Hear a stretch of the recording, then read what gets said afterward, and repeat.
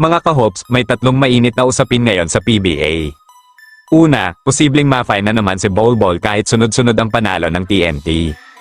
Pangalawa, isang import ng Blackwater ang umano'y nagpapakasarap sa nightlife imbes na mag-focus sa laro. At pangatlo, may internal conflict daw sa Phoenix organization na pwedeng magdulot ng malaking problema sa team. Kaya kung gusto mong malaman kung ano ba talaga ang nangyayari sa likod ng PBA ngayon, halika kwentuhan tayo.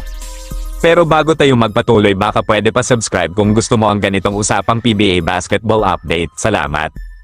Unahin natin ang TNT, sunod-sunod ngayon ang panalo ng tropang Giga mga idol, at malaking dahilan dyan ang kanilang dominanteng bigman na si Bol Bol. Sa totoo lang, halos gabi-gabi siyang best player of the game dahil sa kanyang production sa loob ng court, pero kahit maganda ang performance niya sa laro, may isang problema na naman na lumilitaw. Hindi na naman daw sumisipot si Bol Bol sa post-game interviews at press conference, kaya tuloy, si Coach Chot Reyes ang kadalasang naiiwang sumasagot sa media mag-isa. At alam naman natin sa PBA, mandatory ang post-game interviews. Kapag hindi ka sumipot, may kapalit na fine at penalty mula sa opisina ni Commissioner Willie Marshall. Matatandaan na na-fine na si Bol Bol noon dahil sa parehong issue.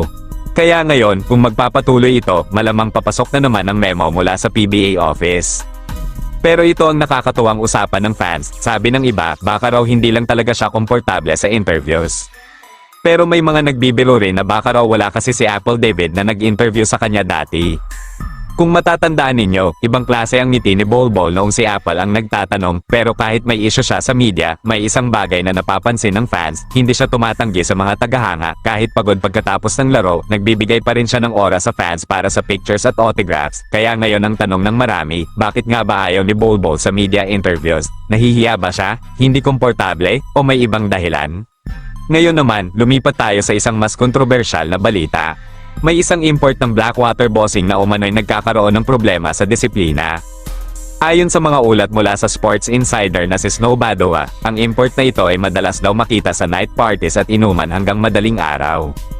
Dahil dito, nagiging problema na rin ang kanyang kondisyon. Minsan daw, late na sa practice, at ayon pa sa report, nagiging issue rin ang kanyang diet at lifestyle. Kaya napapansin ng team na parang tumataba na siya at bumabagal sa court. At alam naman natin, kapag import ka sa PBA, malaki ang expectation sa'yo. Ikaw ang inaasahang magbubuhat ng team, kaya kung hindi mo aalagaan ang katawan mo, malaking problema yon sa buong franchise.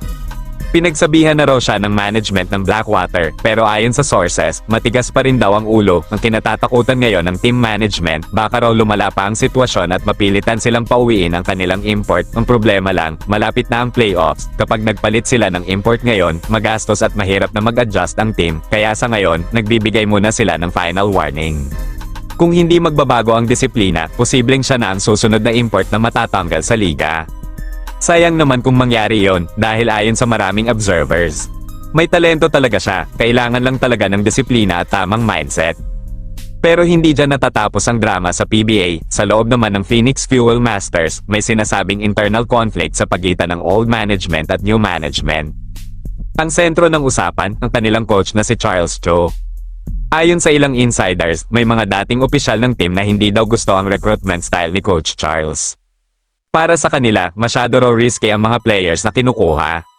At kadalasan daw, mga players na pamilyar sa kanya ang pinipili, pero para naman sa bagong management, ito raw ang lineup na gusto nilang buuin para sa future ng Phoenix. At kung tutuusin, hindi naman agad nabubuo ang isang contender team. Tingnan na lang natin ang ibang franchises, inaabot ng ilang taon ng rebuilding bago maging solid ang roster. Kaya ngayon, tila nasa transition period ang Phoenix. Pero kung magpapatuloy ang internal politics sa loob ng organization, posibleng masira ang momentum ng team, at may mga nagsasabi pa nga na kung hindi matatapos ang conflict na ito, hindi malayong magdesisyon si Coach Charles na umalis sa team. Kaya mga kahops, tatlong malaking usapin ngayon sa PBA. Bol Bol at ang kanyang interview controversy, ang party lifestyle ng Blackwater import, at ang internal politics sa Phoenix organization. Ngayon gusto kong marinig ang opinyon ninyo. Sa tingin ninyo, ano ba talaga ang dahilan kung bakit ayaw magpa-interview ni Bol Bol? At dapat bang palitan ng Blackwater ang kanilang import? Comment lang kayo sa ibaba. At kung gusto ninyo ng mas maraming PBA updates, basketball stories, at inside discussions, siguraduhin ninyong nakasubscribe kayo. This is Race Hoops Universe, kung saan ang bawat kwento ng basketball, pinag-uusapan natin. See you sa next video mga kahops!